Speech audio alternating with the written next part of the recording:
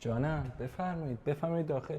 فقط خونمون خالیه، کسی نیست. علاوه بر اینکه کسی نیست، هیچ وسیله‌ای هم واسه پذیرایی هم نیستش، یعنی هیچی نیست. حالا شما بفرمایید داخل بهتون توضیح میدم. خیلی خوش اومدین به خونه من. حتما میپرسین چرا هیچ وسیله و اساسی توی خونت نیست. میدونید چرا؟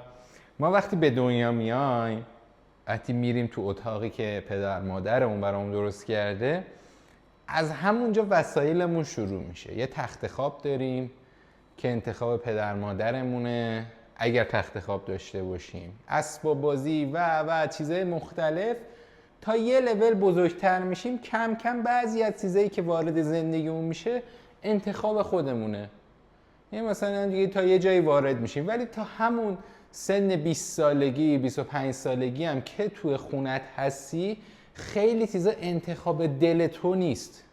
یعنی اون تخت خوابت، اون کمدت، نمیدونم کمدت شاید از خونه پدری اومده، نمیدونم بالش رو شاید یکی بهت کادو داده، اون پتو رو نمیدونم عمت اینا آوردن، نمیدونم اون موبایل رو یکی بهت کادو داده. خیلی از این جور چیزا هستش تو زندگی ما که انتخاب ما نیستش. یعنی چیزی نیستش که ما بگیم 100 خودمون انتخاب کردیم.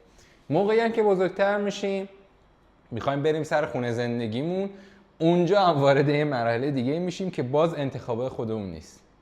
اگر پسر باشیم یه داستان داریم، اگر دختر باشیم اونم یه داستان داریم. جهیزیه میاد، جهیزیه هم حالا انتخاب دو طرف نیست، یا اصلا ناقصه، یا نمیدونم طرف کسی که خریده جهیزیه رو بودجهش ناقص بوده، مجبور بوده اینو بخره، اونم مجبور بوده اونو بخره.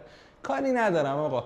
خلاصش ما خونه هامون یا اتاقامون پر شده از وسایلی که انتخاب صدمون نیست. حالا من اینجا چیکار میکنم؟ من اومدم یه خونه خالی که هیچ وسیله‌ای توش نیست و زندگی هم میگذره.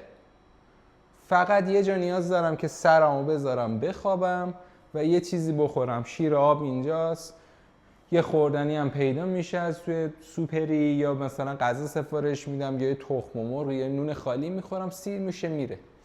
ولی آیا هر روز یا تا همیشه قرار زندگی همینجوری بگذره؟ نه. برای همین اینجام چون میخوام همراه شما این خونه رو با اولویت بچینیم، بریم سراغ وسایل و اساسایی که خاص و خوبن، نه حتما باید گرون باشن، نه حتما باید ارزون باشن، نه حتما باید دست دوم باشن یا نو باشن. و اینجا تجربیات خودم رو به شما انتقال بدم و با همدیگه بریم سراغ این که این خونه رو خیلی خاص بکنیم. پس همراه من باشید. حالا چرا من این خونه رو گرفتم؟ میخوام قبل از اینکه خونه رو بهتون نشون بدم فضاشو، یه ذره داستانشو بگم. من توی زمستون دنبال خونه میگشتم و باید بدونید توی زمستون خونه گشتن توی تهران حداقل خیلی کار سختیه، به خاطر اینکه معمولا کسی اون موقع خونه رو اجاره نمیده، همه توی بهار و تابستونن، خونه های مونده میرسن به زمستون و قیمت ها یه لول مناسب تره توی زمستون قطعا نسبت به بهار و تابستون که سال بعده.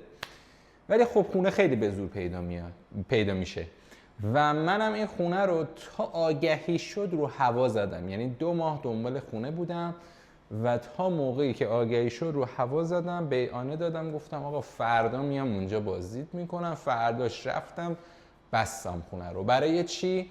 به خاطر اینکه قبلش اولویت ها نوشته بودم که من توی خونه چیا دوست دارم داشته باشه، یعنی لخت خونه چیا داشته باشه. نوشته بودم آقا حتما باید برای من یک پنجره‌ای رو به بیرون باشه، یک پنجره‌ای باشه که من سرمو خواستم بکنم بیرون، یه هوای تازه‌ای بخورم. که خیلی از خونه‌هایی که توی تهران یا تو شهر شما هستش نداره همچین گزینه رو. یعنی شما پنجره‌ای هم داشته باشه رو به هوای باز نیستش، مثلا توی مثلا فضاییه که شما نمیتونی آسمون رو ببینی. هستش خیلی این خونه ها هستش. من حتی چند تا خونه رفتم پنجره نداشت. یعنی دیگه شما بدترین حالتش رو در نظر بگیریم. نوشتم آقا یه پنجره داشته باشه رو به بیرون، یعنی من خواستم ببینم آسمون رو بتونم ببینم. ترجیحاً دوست داشتم یه تراس داشته باشه، ترجیحاً دوست داشتم پنجره قدیب داشته باشه. بودجه‌ام رو بچه‌ها مشخص کرده بودم، یعنی اولین چیز بودجه‌ام. گفتم آقا اینقدر میتونم نقد بدم، اینقدر میتونم در ماه اجاره بدم. امنیت داشته باشه، پارکینگ داشته باشه، انباری داشته باشه. حالا 2 خواب نبود اشکال نداره، 1 خوابم باشه چون یه نفرم. شیک باشه، مرتب باشه و ترتمیز باشه و نو باشه. همسایه‌هاش خوب باشن. اینا چیزایی بود که رو کاغذ نوشتم و اینجایی هم که الان هستیم تمام این ویژگی‌ها رو داره. حالا بیا بریم با هم دیگه خونه رو یه دور سری بهت نشون بدم. آقا من نوره استدیویی رو خاموش کردم، نوره خود خونه رو گذاشتم. هیچ لوستری نداریم و اینجا یک ورودیه که اینجا هم در اصلیمونه. من باید املاکم کار میکردم فکر کنم. اینجا توالته بچه. یه توالت چیزی فعلا واسه نمایش نداره ولی شاید یه جایی وسطای کانال بهش پرداختیم. خب بچه این حال پذیره این خونه است. اینا وسایلی که بچه من نصفشون انتخاب خودمه، چون من آدمی بسیار دکور باز و دیتیل بازم. اینا کلی توشون چیزای دکوری هستش که هیچ کدومشون رو باز نکردم و یه سریشون انتخاب من نیست و مهمونم تو این خونه، انتخاب پدر مادرم و مهمونن تو این خونه و در آینده نزدیک از این خونه خواهند رفت و جاشون وسایل نو جدیدی میادش. آره اینا مثلا نکنیم مثلا یه نئون گندبکیه که حالا وسطای کانال بهتون نشون میدم، یا حتی اون یخچال هم انتخاب من نیست، مهمون موقته.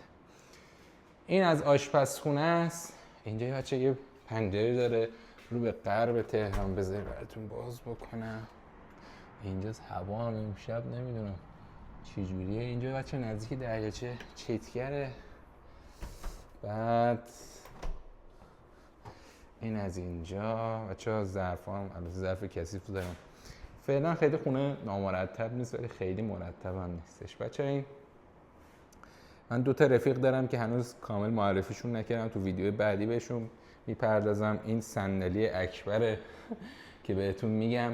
اینجا بچه من یه تراس دارم که هم از اینجا در داره هم از اتاقم. اینجا بچه هموم هم فعلا چیزی واسه نمایش نداره. اینجا اتاق بچه، اینجا محل خوابمه، هنوز تخت خوابی ندارم، این توشک موقته. اینجا هم بچه لباسامه. اینجا هم بچه یه تراس خیلی خوشگلی که دارم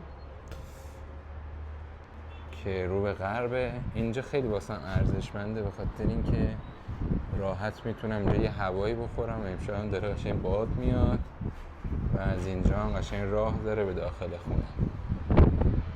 این از کلیت خونه ما. اینم از خونه‌ای که بهتون نشون دادم. امیدوارم که خوشتون اومده باشه. ممنونم که تا اینجای ویدیو همراه من بودید. یه سوالی که ازتون دارم، شما اگر جای من بودید واسه همچین خونه اولین وسیله‌ای که می‌خریدید چی بود؟ بچه‌ها حتما کانال من رو دنبال بکنید. قراره کلی آموزش و کلی وسایل خفن با هم دیگه یا بخریم یا بسازیم. برام کامنت بذارین، سابسکرایب هم کنید، لایک هم کنید. چون من اولین بار داخل یوتیوب دارم فعالیت میکنم. خیلی دوست دارم این محیطو، چون ویدیویی هم که واسه یوتیوب میسازم قطعا ویدیویی که با توضیحات کاملتری هستش و جزئیات و دیتیل‌های بیشتری داره. پس نیاز دارم به حمایت شما. دمتون گرم.